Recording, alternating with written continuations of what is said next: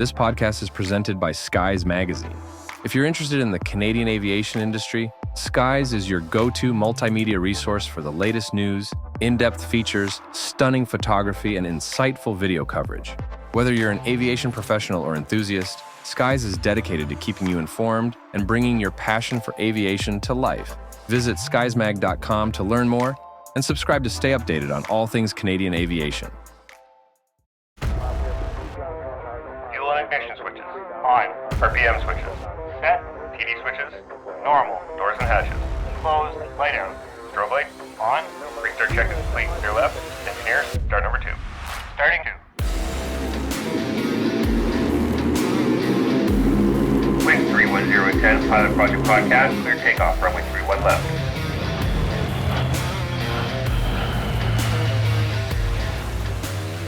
All right, we're ready for departure here at the Pilot Project Podcast, the best source for stories and advice from RCAF and mission aviation pilots, brought to you by Skies Magazine. I'm your host, Brian Morrison, and with me today here for our conclusion on the series of the MSC Baltic III rescue is special guest Major Pete Wright, former commanding officer of 103 SAR Squadron in Gander, Newfoundland, and Warrant Officer Greg Hudson, former SAR Tech lead of 103 SAR Squadron. Guys, thank you once again for being on the show. Thanks for having us. Great to be here. So today we'll be talking about the conclusion of the rescue as well as some of the lessons learned. Listeners can check out part 1 to hear about their early days and training, and part 2 to hear about the early stages of the rescue. So while this is all going on, the AC, Matthew Cox, he's still fighting all these same conditions. Like, did it let up at all, or was it pretty constant that you guys had to fight the whole time you were in the hover? No, it was, I'd say it was pretty constant throughout. What did change was, the longer we stayed there, he was picking up different references on the boat, which helped him kind of bring that like every flight engineer will kind of give you a box or an area where you can kind of drift in, and before they'll start to call your drifter or be significantly concerned about what you're doing or what you're not doing. And as the longer he flew, obviously you could tell it was quite tiring. But that box was getting smaller and smaller, and he was, the inputs to counter the conditions he was dealing with were becoming more and more precise. Like they weren't like there's a big change, or there's a big gust, or our nose just went to left 15 degrees. Like there wasn't any over controlling that was happening. All the responses and required inputs were pretty direct and precise, which was good to see. There was one point where I think we had just a quick pause and to control, just to like give him a half-second break. But like at the end of the day, it was pretty much, once we started hoisting, it was nonstop until the last one was up. With these kind of conditions where you're fighting like that and the aircraft is going all over the place, we talked about stable platform, and for the listeners, that basically means trying to keep that hoist as stable as possible. Was there some swing that day? Like in conditions like that, there must be, to an extent, like the basket or the Stokes slitter has got to be swinging around a little bit, right? Yeah, there was a little bit. Obviously, I don't have a very good perspective, so Greg might be able to kind of give you his view from the deck. Yeah, on the way in for Gary, he was pretty close to first, because the first guy went in with he goes in with no guideline, right? So there's no rope to help control him. So he went down, and he was close to hitting one of the antennas and one of the like radio stations, whatever. And the flight engineer just calmly, moved him up a little bit, brought him back. We kind of slipped down, and he kind of dropped right in the spot. Really effective, actually, to be honest.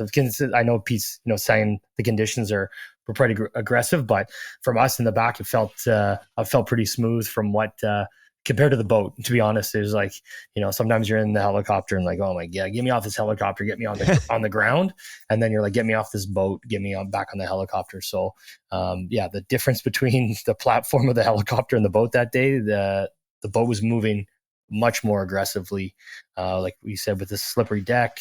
I went in, and then after that everyone was pretty easy with the guideline because it kind of holds everything to it. So we just got to be careful when the boat moves and the basket or the Stokes comes off the deck of the boat, because there's rails surrounding the area that if the flight engineer or the helicopter moves, there's a chance that the basket or the stokes could strike the rail, get caught on the rail, get snagged on the rail. The cable could get snagged on the rail, like what happened in the Atlantic Destiny, right? So we were very cognizant of the cable and how much extra line it had in it, right? So some extra cable out, paying out some cable from the flight engineer to make sure that we're not doing that. But the guideline really helps to control that swing a lot for us. So there's always going to be some swinging, but not anything too dramatic due to the guideline. Okay.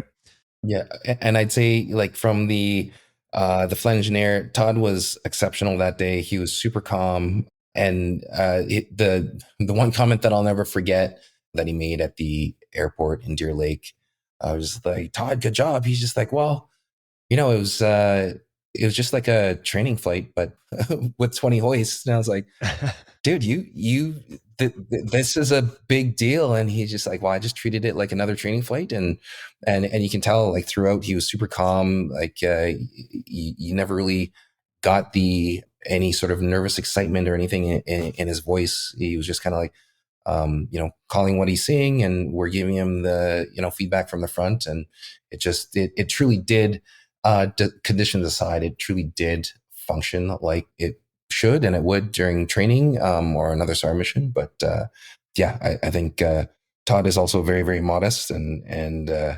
if you were to talk to him, he would say, "Yeah, it was just another day." That's awesome. You meet people sometimes who can get into these situations and just stay like super calm. Just like you said, treat it like this is a training mission, basically. Like, let's just get this done. I really admire that. Yeah, it was awesome. So, Greg, we've talked a lot about the fact that you were talking to Pete throughout the mission. How do the SAR Techs maintain comms with the helicopter? We just got a standard Motorola radio, and we're just on the same channel. So we'll do a comms check or whatever before we leave. And then I had you can set up your radio different ways, where it can be just this sets in your pocket and you can have the speaker just blaring out. I like mine connected right to my headset, so I can hear him at all times. So I had my helmet on with my headset on, plugged into my radio, and I could just talk, push a button and just talk to him and confirm what we had. We got a great closed loop communications, and we've done it. It's pretty standard. Every time we do a hoist, we always do radio checks. And when we're on the ground, to make sure everything's working, we brief sequences from the ground, very, very normal. So this was just another day of communication for us, I think, pretty standard. Okay. So we've talked about the production line hoisting process that you guys use to get everyone off the ship. What were the most dangerous or unpredictable moments during those 60 minutes of hoisting?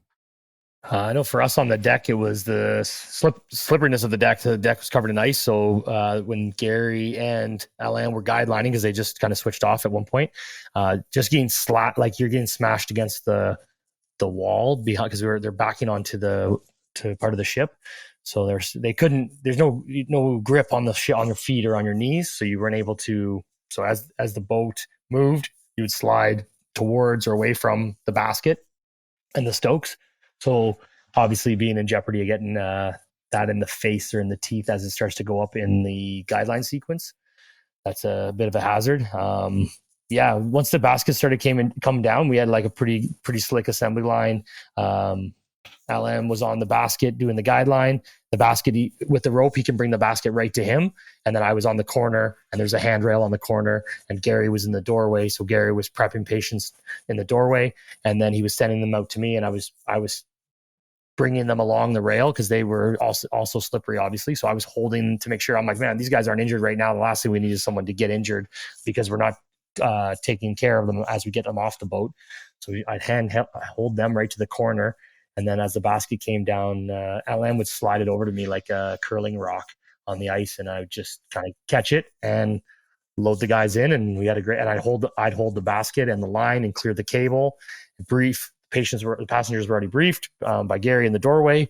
And then as soon as we were ready, give the thumbs up to the flight engineer, and he brings the basket off the deck, and I help control it with GoGAN. And as soon as that's done, I let that sequence take action, and I moved back to Gary to get the next patient. And we just kept that sequence over and over until all the sailors were off the vessel. And then Alain went up. I went in as Gary guided him up into the helicopter. I did another quick final check of the boat to make sure we didn't leave any equipment or any personnel behind. And then by the time I came out, I was ready to get off the boat, and then Gary off the boat as well. Wow. So Pete, that's a long hour of hoisting. What's going through your mind during all that? I think in general, it was just trying to stay ahead of that moment. Things at one point, things start to happen fairly smoothly and efficiently. We were, bringing the survivors on board the helicopter. Some of them were being seated right next to us, kind of where that jump seat normally is. And it was just trying to stay ahead of the helicopter, try and think of ways to either make things more efficient or more helpful to the entire crew. So at one point, whether it was flying pilot Matt or myself, we'd be calling waves. There's a big wave coming, so it gives them, a second or two kind of a heads up. The ship is about to move. And then when the significant attitude changes were happening, at one point you had to kind of reduce the amount of calls you're making, because otherwise you're just saying, your attitude is 10 degrees nose up. And he's like, yeah, I get it. Mm-hmm. But giving him calls that it allowed them to kind of understand, from a flight engineer's perspective, like, okay, our nose attitude is 7, 8, 9 degrees nose up, 10 degrees nose up. He's aware. He doesn't even need to think about, calling drift or monitoring at that point to make sure that we don't start rocketing backwards. He knows that we're aware of the condition that we put ourselves in, and he knows that we are actively trying to, rather than a kind of like an uncommanded movement or over controlling helicopter, we were actively trying to reduce the amount of drift from that hoisting spot. So between the radio calls and just trying to find useful things to help out, calling waves, calling the next big wave, because there was a bit of a pattern to it, and every once in a while you can see a significant wave would approach, and those are the ones that if you look at some of the videos, it almost looked like the waves overtook the helicopter at one point, just based on the perspective, the viewpoint. But yeah. Wow. So, Greg, we've talked a bit about how the sailors were doing when you arrived. As you got them ready to hoist, as you get them on the helicopter, like, how's that changing? Were they scared to get into the basket? A couple of them were a little bit nervous to get in the basket, but kind of just briefed them. Looked at the one guy, said, breathe. Kind of coached him through breathing as I was waiting for everything to get set up from Gauguin's perspective and make sure we're all good. And told him, we were ready. Actually, that patient was in the basket before, because the Stokes was going up at that point. So we already had him prepped ready in the basket. I gave him a brief, and I just kind of coached him through it. I think everyone was very excited to get off the boat. So I think lots of times when people are in those situations, we just, reaffirm to them that we do this all the time. It's all good. We got you. We're going to take care of you. And I said that to them multiple times, and they were ready to get off that boat. I'm pretty confident. What's it like when you finally hoist the last sailor off the ship? It was a great feeling. We knew, work wasn't quite done because we were still on the deck, but at least we knew we didn't have to babysit or manage that anymore, because now it's just Gary and I, and total confidence in him that he can manage himself and myself. But you're not, you're not out of the danger until you're, out of that danger until you're back on the helicopter and into that other aspect. So yeah, once Gary and I were back on the helicopter, I think that's where I was actually like, all right, like, this is good. Let's go. Yeah. What does it feel like to do an after action sweep of the ship and be kind of the last person or last people anyways on a doomed ship? Like, what's that like? Yeah, I don't know. Never really thought of it and put in that perspective, but I think it was just probably just like felt like doing my dad diligence, like doing we say in my house we call it the Sergeant Major sweep, when you're like at the hotel looking for someone left their phone charger behind, or we do it with the troops all the time on like a mountain next. Someone will leave make sure no one left a carabiner behind and something like that. So yeah, just going for a sweep, did the Sergeant Major sweep, make sure we didn't leave any people or equipment behind, and let's get out of there. Yeah, we do the same thing in a hotel. We call it the last chance check. Yeah. Who was the last person on the ship and why? it would end up being Gary again, Normore. So was running the guideline when Alain went up, and I went in to do the sergeant major sweep. Being the senior guy, figured that was my duty.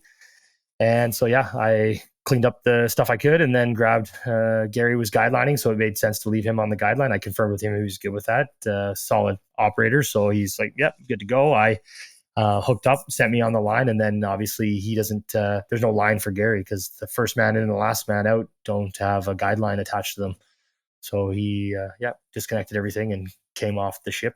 It was so full in the helicopter. I was standing right at the door and I was looking and watching the whole procedure. Same with the insertion. I watched, made sure Gary was safe. And it's pretty typical for us to stand at the doorway and watch everything that's going on to back up the flight engineer. Cause he's a busy man in that moment. He's talking to the pilots, telling what the helicopter needs to do. He's putting the cable out and pulling the cable back in and managing any swing. He's trying to mitigate that if the patient or anyone starts swinging. So he's got a lot going on. So we try to just back him up and help make sure nothing's going sideways. What's it like in the inside of a cormorant with 27 people on board? It's full. Very hard. It was hard to move. We wanted to check on everyone from a medical aspect, just to reconfirm, right? Like some of those people I hadn't seen in over an hour. So trying to climb over top of people. We handed out water bottles to them. We checked on everybody. And then we started to get a baseline set of vitals on them to make sure that everyone was, as they say they're good, but it's not their job to say they're good. It's my job to say they're good. So we just made sure, okay, let's start getting names and start getting the basic information of their, their heart rate. Are they breathing all right? Because a couple guys had chest injuries. So we wanted to make sure that there was no underlying stuff that we had missed. If we only had a short transit to Deer Lake, I think it was 15 minutes. So maybe more. Pete would tell it better. I was in the back, like I said, busy with those guys. So we were just like, we're going to take this time to make sure check on everyone. Everyone's smiling. Everyone's happy. Everyone's good. Pass out some waters. Check on the couple patients that are in the stretchers that have been laying down in there for, an hour plus that haven't been checked on in a bit. So that was the primary goal, is to make sure everyone was good still. Did you have any big medical challenges during the transit, or was it all fairly smooth? Moving around, just getting to where people work, to try to crawl over each other. You don't want to step on someone to go check on that guy. So that was definitely challenging. It was a full helicopter. So the restricted movement in the back was the biggest challenge. Okay. And then, that was no medical challenges. Okay. That's good. Pete, can you walk us through the transit back to Deer Lake and what's going on for you guys up front? Yeah, absolutely. So because of the ceilings, we still had to do an IFR transit. The off-scene time was 9:55 in the morning, and we shut down in Deer Lake at 10:34. So 39-minute from last hoist to shutdown. And I agree with Greg. However, it really did feel like it was 15 minutes. That time seemed to fly by throughout the transit. But anyway, so took control, gave the flying pilot a rest, departed, transited to, I want to say it was 2,000 or 3,000 feet, just an appropriate IFR altitude for that area.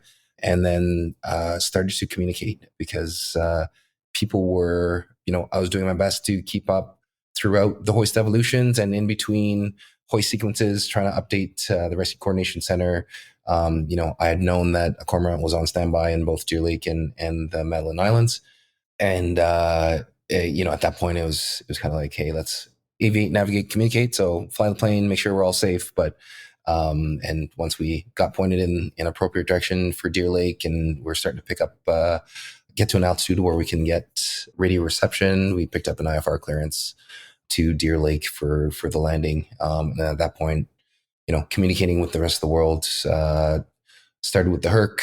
They were circling overhead, went out to RCC, and then essentially just told everybody we got everybody on board en route to Deer Lake Airport, and for them to send multiple ambulances to meet us there at the airport. And I think the first question was, wait, you have all 20 on board? And we're like, yep, everybody's on board. We're en route to the airport. And you can just kind of hear like the relief and excitement and just kind of like, not confusion, but everybody's just like, how are there 20 people on a cormorant plus the 7 crew members on board, and how is this working? But yeah, the en route seemed to for a just over 5 hour mission, the en route went to Deer Lake Airport went by in a flash. Yeah, I believe it. After all that busyness and hard work on station, that must have been. Well, I bet by that point you guys must have been kind of exhausted. I don't think the adrenaline or I don't think any of that had kind of subsided. We were still kind of in go mode, and even when we were unloading the aircraft, and there's a picture with the sailors from the MSC Baltic and some of the crew members in kind of what we use as a staging area at the airport. I think we were all still sort of processing, and the crazy part was typically, the flight engineer and the pilots will stay on board the helicopter. The SAR Techs will go off, do a handover with the paramedics, or, whether it's to an ambulance or the hospital.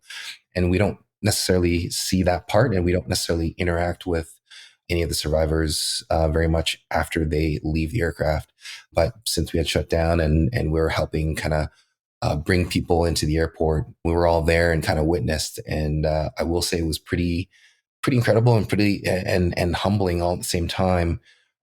Seeing some of the sailors like on, I don't know if it was social media or FaceTime or WhatsApp, but like clearly talking to family members back home and kind of recounting, what happened. And they're kind of showing the crew, showing everybody who was off the boat and couldn't understand what some of what was being said. But it was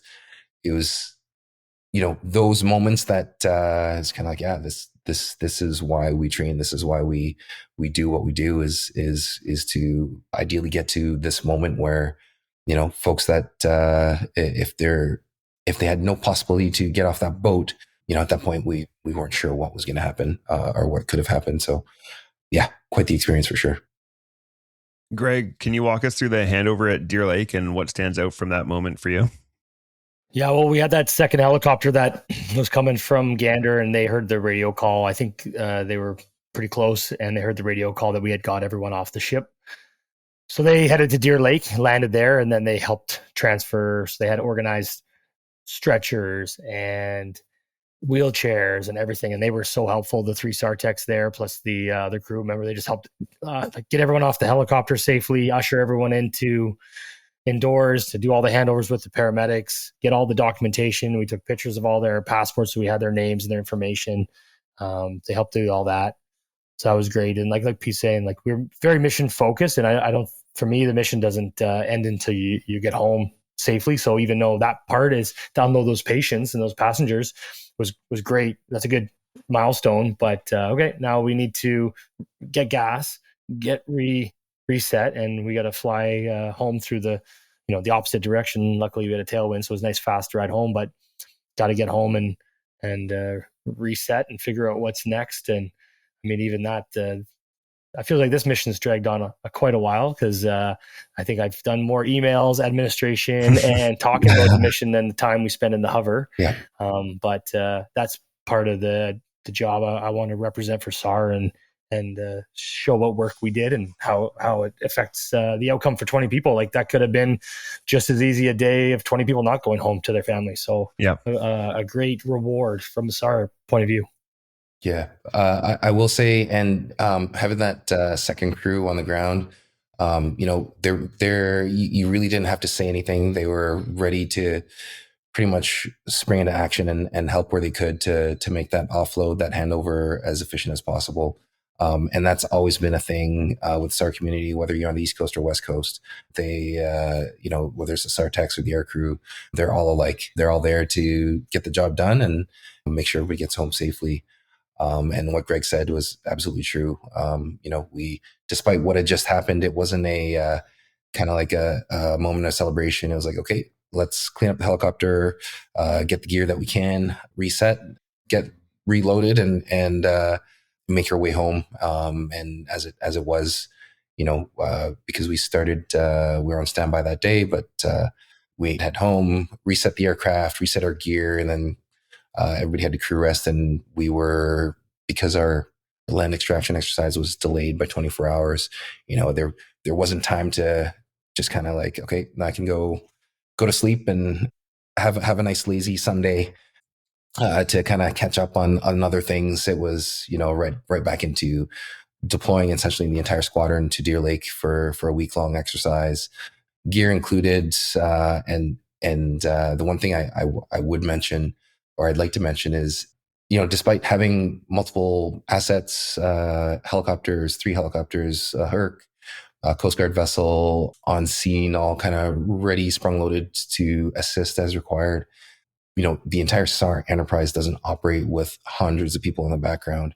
So, the amount of background work that goes on at the Rescue Coordination Center alone is absolutely amazing. And being able to deliver us the critical and important pieces of information as they're trying to figure out what's happening with this mission and giving us exactly what we needed to get out the door and make the decisions we did is quite phenomenal. So it's, hats off to the Rescue Coordination Center for continuing to do the amazing job that they do. And then everybody that supports the SAR organization, like everyone from our orderly room staff right down to our squadron ops, our outcast servicing folks, our IMP personnel servicing helicopters. I mean, I said earlier today, one of the most important things is trust. And, that's right there is we have 100% full trust in everything our servicing folks do, all the other support aspects of our SAR squadron and wing there, so that we can just focus on doing our jobs. And without that trust and support, we wouldn't be able to do what we do. Yeah, that's huge. Just like every community in the Air Force, everybody sees if you see it in the news, or, what do people tend to talk about? It's the job. It's the air crew getting out there and flying and kind of getting, I don't say getting the glamour, but you know what I mean? They're the thing that people see, but what they don't see is the hundreds and hundreds of people it takes to support those operations who are working, they're on shift work, they're working weekends, they're doing all this crazy stuff to make sure that these operations can happen. Yeah, that's for sure. And I briefed the squadron at one point. Our motto is not seek recognition; it's seek and save, and that's it, full stop. And quite often you'll see, this one being a little bit more present in the news based on the conditions and the fact that we had so much footage, almost live at the time, with all the videos and pictures on Facebook of the event kind of unfolding as the rest of Canada and at one point as the rest of the world kind of watched this unfold. There are hundreds of SAR missions that happen out there that are extremely challenging, that are extremely dangerous, and they're conducted on a daily basis with zero coverage, with zero recognition. So yeah, it's to be a part of the SAR community is quite amazing. One thing I want to jump back to, you talked about, this is kind of crazy to me. So within 24 hours, you guys were back on your next exercise. You said it's a land hoist camp. Is that what you call it? Yeah, land extraction exercise, our Deer Lake X. It's a week-long exercise where we have essentially 4 or 5 different scenarios happening. A plane crash being one of them with multiple casualties. It's a chance for our air crews to simulate that they've conducted a forced landing in the field somewhere and build shelters and kind of work through their survival pattern with the assistance of the SAR Techs section. It's the entire squadron out and about for an entire week with scenarios that are as realistic as it gets to kind of train as much as we can the way we fight. And that plane crash scenario was actually happened or very similarly in real life last summer. So summer of 24 in a very similar area. It was very nearby Wild Cove there in the Blow Me Down Mountains where a plane had crashed, and there were multiple, I believe there's 4 POB, and the crew did exactly what we do during our winter survival or land extraction exercise, where they land the helicopter. Everybody from the helicopter, including the flight engineer and one of the pilots, will get off the helicopter and actually assist with packaging and transporting the patient back to the helicopter. And that's something that they did last summer. So just another example of how we train to prepare for some of these missions. That's crazy. One thing that just kind of blows my mind about this, though, is that you guys literally were just right back to work. So was there any kind of squadron like recognition among your peers or amongst yourselves, even that what you guys had done was something pretty extraordinary, or was it just sort of business as usual and off we go back to work? Uh, I tried to get some days off, but the CO wouldn't push, so we had to get back to work. No. Come on, sir, just let me rest. No. No. I mean, the recognition in that, took a moment to highlight to the unit, this was an incredible mission, and it wouldn't have been accomplished without the hard work and dedication that every member of 103 Squadron puts in 24/7. So there was that, but I mean, we were right into the week-long exercise, and as much as you can, when you get a chance to take a day off, you take it, because those days off are never guaranteed. Just, Greg could have been on a day of leave when the MSC Baltic was happening, and he would have gotten the phone call and the answer would have been the same thing, grab the toothbrush, get in the truck and get to work. And that goes for, any position, whether it's the pilots or flight engineers, their time off is absolutely necessary and mandatory, but whenever possible, they're ready to jump in and help out where they can. And in all honesty, we were prepared to fly back to Gander, get our equipment we needed for Deer Lake, and fly back to Deer Lake. And we kind of assumed that was to us, that was what's going to happen. We're just going to go to Deer Lake and do the Deer Lake X. Is just going to start a couple hours late because we were supposed to deploy that morning. I was like, my alarm was set for 6:30 or whatever. I was going to get up right after that, and we were going to get in a car and drive to Deer Lake. So when we were there, we're like, oh man, we're here, but we don't have our gear.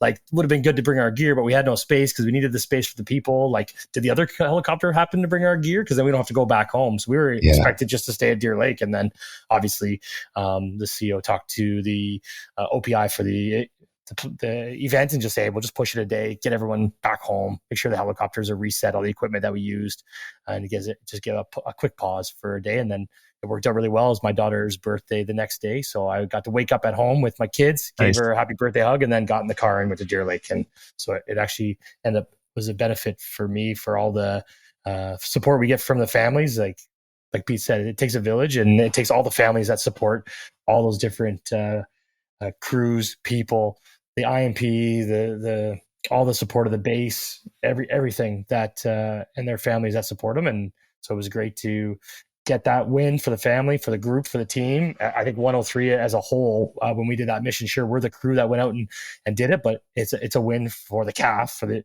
Air Force, for 103 for sure, for SAR. So I think that's where the whole community benefits from events like this, when a good outcome is followed through. Yeah. And if you think about, whether it's one individual that's saved on a mission or 20, if you think about the ripple effects down the road of, one life saved and how many, not just that individual, but friends, family, how many lives that actually affects down the road is quite amazing. Maybe almost impossible to truly calculate what effect each SAR mission potentially has on the community or to a town, or Lucky 7 mission last year is a good example of that, where they were missing for 50 hours in a life raft after their boat caught on fire and sunk, and once they were finally rescued, it was not just the friends and family, it was the entire community. Pretty much all of Newfoundland was cheering them on. And another great example of the SAR system working. And another reason why all the work that we put in now makes a difference tomorrow. Greg, you mentioned family support. Something I would imagine that was different about this mission. Normally you guys are taking risks all the time, not taking risks, but flying in risky scenarios all the time. There's a certain element of danger that comes with the job, but normally I would imagine your families are kind of isolated from that. In this case, there was so much coverage. There was live footage showing what you guys were doing. How do your families handle the stress of seeing kind of the danger that you're facing? Well, my wife knows that I love what I do, I guess. So she's pretty happy. And she says, if something happens to you at work, at least I know you're in a place with people that you want to be with, doing the job you want to do, and so surrounded by a great group of people. So I think that the support from home is it's amazing, and it's easy. It makes it easy to do the job. I got a lot. She downloads a lot of stuff for me. So when I'm at work, I'm at work. I don't have to worry about, are the kids going to be picked up from school? Is someone sick? I'll get home and my kid will be home from school. And what happened? Oh, he was sick. He threw up in his classroom. So I had to go get him. She doesn't text me in the middle of the day and give me that information if I don't need it. So she really supports me from like, go to work, do your job, focus on your job. When you come home, download work and focus on home, which is probably the hardest part especially as you move up the ranks and to leadership, you feel like you need to always be on the lookout for your people. So my family extends into the SAR Techs that I got to look after and take care of. But yeah, she's really good at that. So I think without that, I wouldn't be a SAR Tech. Probably wouldn't be the SAR Tech I am without her. So how about you, Pete? I say that would go the same. We don't have kids. We have a couple dogs that are our fur babies, I guess, if you will. But same thing. When I'm at work, I think the first couple SAR missions, my wife would, back then, hear the pager go off, know that something was up, and then she wouldn't be able to sleep because she'd be worried all night. And then kind of once I, explained how we do things and why we do it and what we're doing, she's obviously still worries, but she can see the weather conditions. She understands what we're flying in and what we do based on the feedback and the stories that I tell her, but has always been super supportive. And if there's anything that she knows, I know he's probably busy at this point, she'll do her best to deal with it herself. And then always kind of close that loop with me at the end. And again, we're super fortunate. We have amazing friends, family, wherever we've been, Comox, Gander, Cape Cod, here in Ottawa, friends, family, neighbors, much like the SAR system, they've always stepped in and oh yeah, your husband's away, no problem, whether it's snow clearing or helping out with things that are completely out of her control. We've been fortunate. So yeah, it's kind of like another mini SAR family outside of SAR. Awesome. So the crew later received an International Maritime Organization, or IMO, Certificate of Commendation for exceptional bravery at sea. What did that recognition mean to each of you? It was incredible. It's hard to describe. Canada has been recognized in the past. I think the last time the RCF or Canadians were recognized were in 2012 for a mission they did. This one highlighted the true team effort required to accomplish this safely and effectively. We were, of course, super proud and felt privileged to be able to receive that. But truly, that award kind of goes to the entire SAR enterprise across the board, because without them, these feats wouldn't be possible at all. Yeah, I'll just echo what Pete said. I think that I agree. It's a great honor to get recognized for that, but it just happened to be me on the helicopter that day, and anyone else would have got the same thing. So I try to put it in perspective, and that just doing my job. I was lucky that day, or fortunate that day, to be called in, and wasn't even part of the crew. But yeah, just show up to work, do your job, and that's all you got to do. And I guess the one positive part about the exposure to the news picking up the photos and the video online helped identify to fellow Canadians, like this is what your RCF does. This is what your SAR crews do daily. And while all conditions aren't at the level or aren't necessarily the same as the MSC Baltic, your SAR crews are there ready to respond 24/7. And this is no one of, this is something that they are practically doing every day. It just may or may not be as available to watch or see on the news. Let's close here with some final thoughts. What should Canadians understand about SAR that they often don't? There's a lot of preparation that happens in the background. There's a lot of work that goes into it daily. There's a lot of joint training that happens with other agencies. So it's not just RCAF, it's the Canadian Coast Guard, RCMP, local law enforcement, local medical professionals, other government departments. The SAR system is absolutely massive, and very, very complex. And, one thing to, for the public to realize is if you're going out, whether it's just out on the boat, pleasure craft, or going flying, or you're a fisherman 200 miles offshore, just being prepared for the environment that you're going to face, and being prepared for, the unfortunate or unplanned events it goes a long way. But then also, like, trying to learn and understand how the SAR system works, how to get help depending on where you're going, will also go a long way, and it'll kind of reduce that search time. And, if you're in need of rescue, we'll kind of get that rescue to you sooner. So whether that's carrying around a PLB, or an EPIRB if you're offshore, understanding how your ELT works if you're flying an aircraft.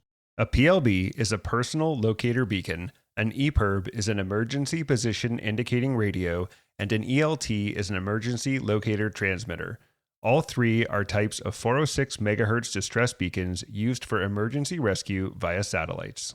Or, new cell phones these days have, sat phone capability, text messaging, letting people know what your itinerary is, and, having a plan is key, because that saves a lot of precious time, where ground SAR, RCMP, local law enforcement agencies, RCF, SAR crews, we can all, if we need to be tasked, get tasked sooner than later, and get on scene as soon as possible. That's super important.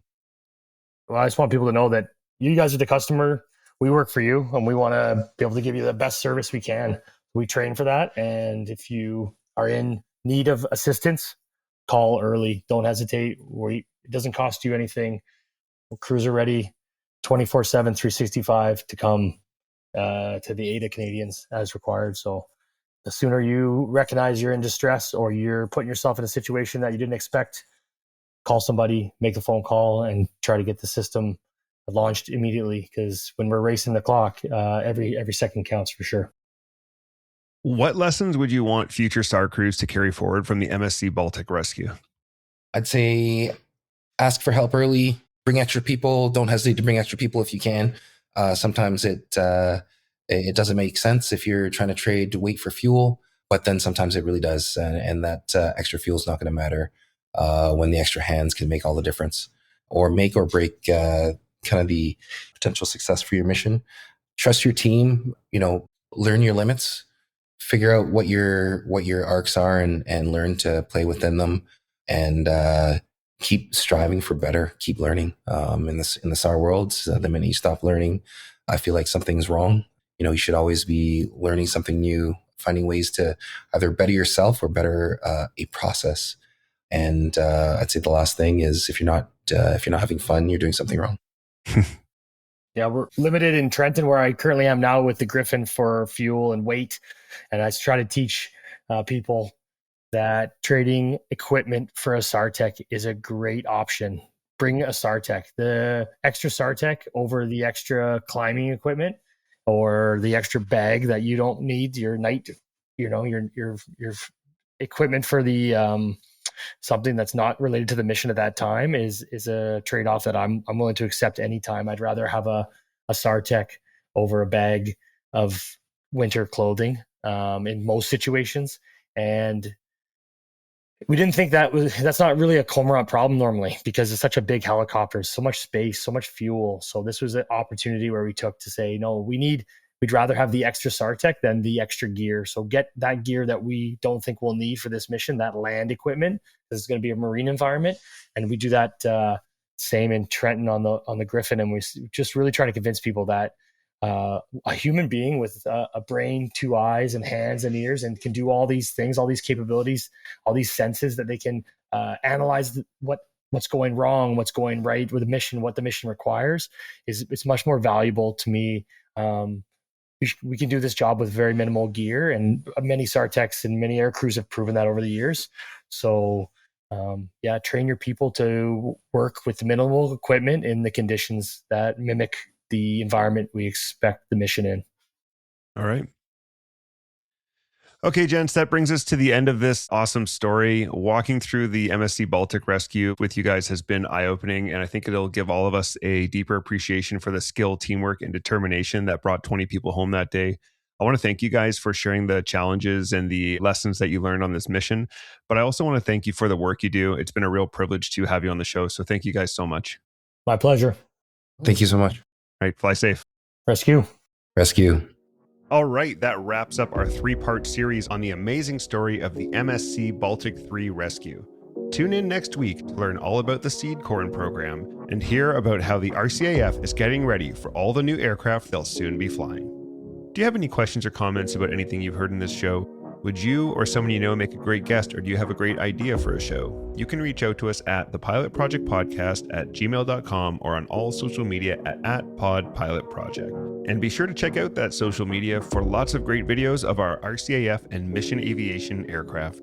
As always, we'd like to thank you for tuning in and ask for your help with the big 3. That's like and follow us on social media, share with your friends, and follow and rate us 5 stars wherever you get your podcasts.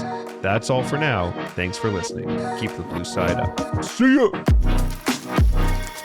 Engineer, shut down all 4. Shutting down all 4 engines.